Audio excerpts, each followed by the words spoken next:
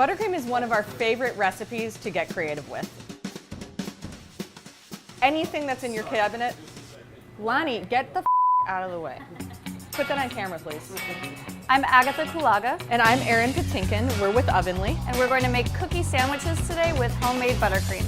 This is our best-selling cookie of all time. They're extremely delicious and they're just so simple to make. We have baking soda, baking powder, and salt. And I'm just gonna add that right into my flour and I'm gonna whisk that together. Now I'm gonna add a bunch of chocolate chips. I like a really chocolatey cookie. You can use darker, you can use milkier. It's all up to you, all up to your taste. So now that that's all whisked together, I'm going to add light brown sugar and regular sugar into a mixture of canola oil and water, making sure there are no clumps, and then I'm just gonna whisk it. And you really want the oil and the sugar to be totally emulsified, so you don't want to see any streaks of oil on the top of your sugar. Take my spatula and mix my dry ingredients to my wet ingredients. Now you just have to have the self-control to let them sit for 12 hours before baking them. And then the key to making these cookies perfectly every time is scooping them. Simple, releasing scoops will make perfectly shaped cookies and they'll all be equally sized so that they bake evenly. And then the final step is just to top each cookie with a little bit of coarse grained sea salt. And if you're a sweet, salty person, this is really the key ingredient.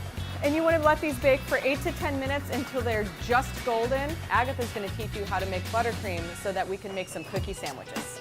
So I'm going to be making our traditional American buttercream. Put the softened butter into the mixing bowl.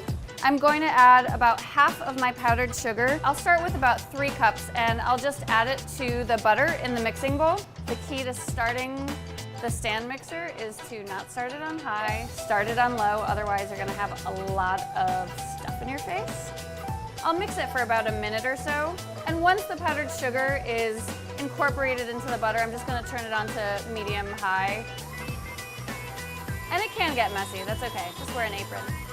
Scrape down the sides of the bowl to make sure that you're getting all of the powdered sugar. And now I'm just going to continue adding the powdered sugar and scraping the bowl in between additions. So now I'll be adding half of the cream.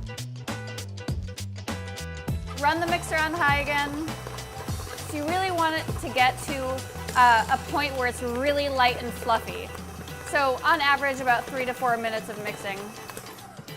And this is looking really good. So this to me is thick but absolutely spreadable. So now I'm just gonna let this mixer run on medium-high for about 3 to 4 minutes. It's like a thick cloud consistency.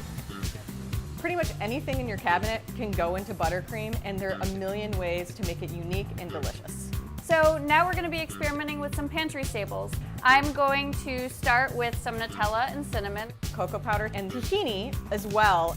peanut butter and honey, which is a classic combination. Coconut buttercream. And the interesting thing about coconut cream and coconut milk is that they whip like whipped cream. This is an adult buttercream. We're going to be adding booze.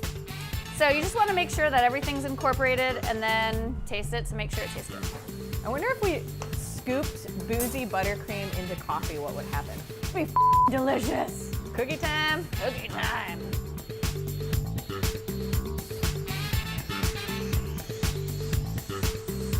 Holy crap.